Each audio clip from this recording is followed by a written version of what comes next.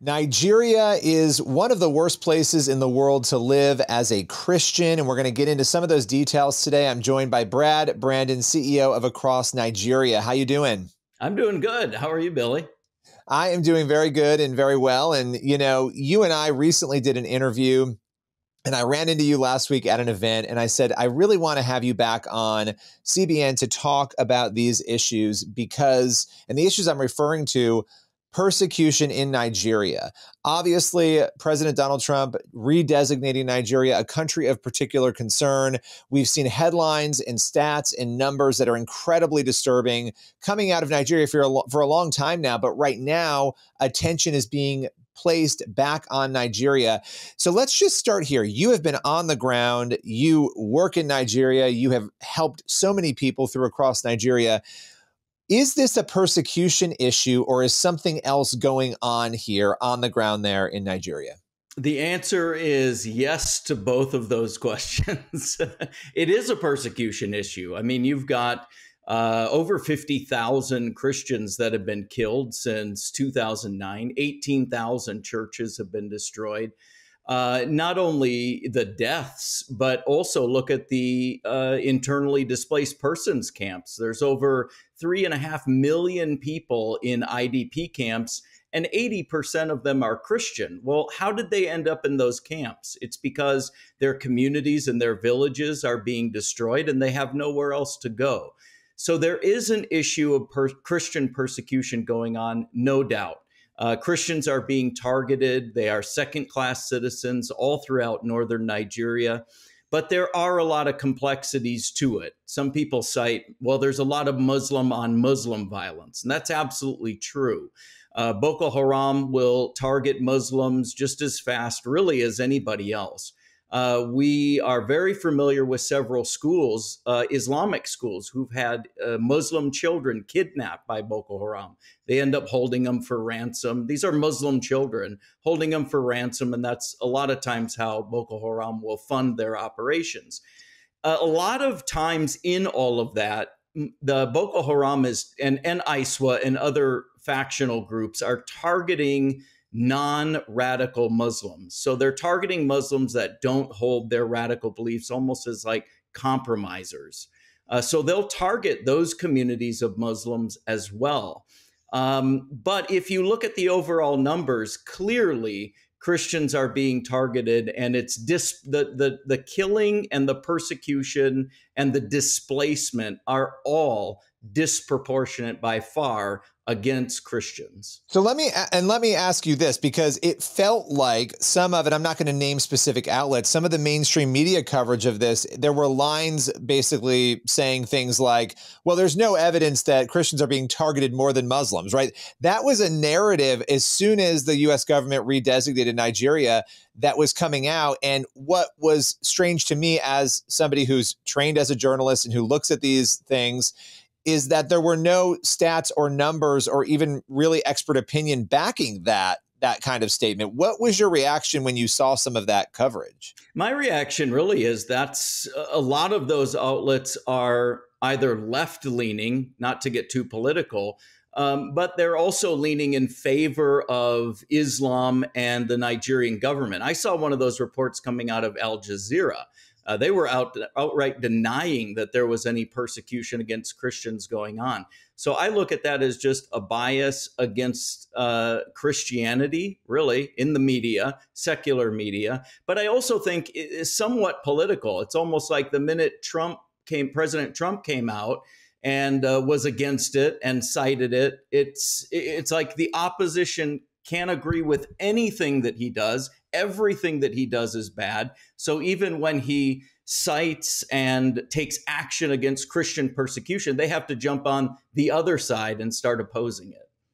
You know, as somebody who you're running across Nigeria, you risk your own safety and life by being there to help persecuted Christians. I mean, it's incredible the work that you do. When you look at the decision here by the U.S. government to designate Nigeria as a country of particular concern, when you look at the narrative that the U.S. government currently has on this, what is your take on that? Is this the right approach in terms of the designation and in terms of the fact that this persecution is happening and needs to be addressed? I would say, as far as the designation is concerned, absolutely. President Trump designated Nigeria a country of particular concern, which is a legal designation at the State Department. He did that in his first term. Biden reversed that. President Biden reversed that. Almost one of the first things he did when he was elected. He took Nigeria off of that list. Now, President Trump has put them back on. That does three things. One, it allows us to put diplomatic pressure on the Nigerian government to take action. The other thing that it does is it allows us to impose sanctions on Nigeria, which needs to happen as well. One of the reasons, I might add, why President Biden took them off the list, Nigeria has some of the largest airlines in Africa, and they need places to buy their planes and import things. So there was a financial, what would you say, a financial motivation behind taking them off. But it allows us to impose sanctions. The last thing that it does is it allows us to withhold aid. So those three things we now can use as leverage now that Nigeria is back on the country of particular concern list. Now, one of the things that I would caution President Trump about, if I had his ear, was the statement that he made that we could go in guns blazing and that we would send troops and airstrikes to stop this. I know how President Trump is. He often uses hyperbole and he'll use bombastic language to sort of shake things up. That's just the way or that he is. People, or scare them maybe into compliance. Of course, right. And he likes to be very ambiguous and unpredictable and all of those things. But I would caution and say there is a lot of danger in sending troops and airstrikes into those areas. It's not as cut and dry as there's areas of terrorists and areas of innocent people. Boko Haram and ISWA and other groups, the Fulani militants in those areas, and there's certainly plenty of militant Fulani Muslims in northern Nigeria. They are experts at intertwining themselves or embedding themselves in communities of innocent people. So to unwind that, if you go in there and start doing airstrikes, you are certainly going to have some significant collateral damage on innocent people. We're going in there and trying to help those innocent people. So I would hate to see them start dropping bombs in those areas, even though I know the United States military can be very precise. But these are people, Boko Haram, who are living in these communities of innocent people. They force innocent people oftentimes to join with Boko Haram. These people don't always agree with Boko Haram, but Boko Haram will go in and say, join us or we'll kill your herd of cattle. Join us or we will kill your family.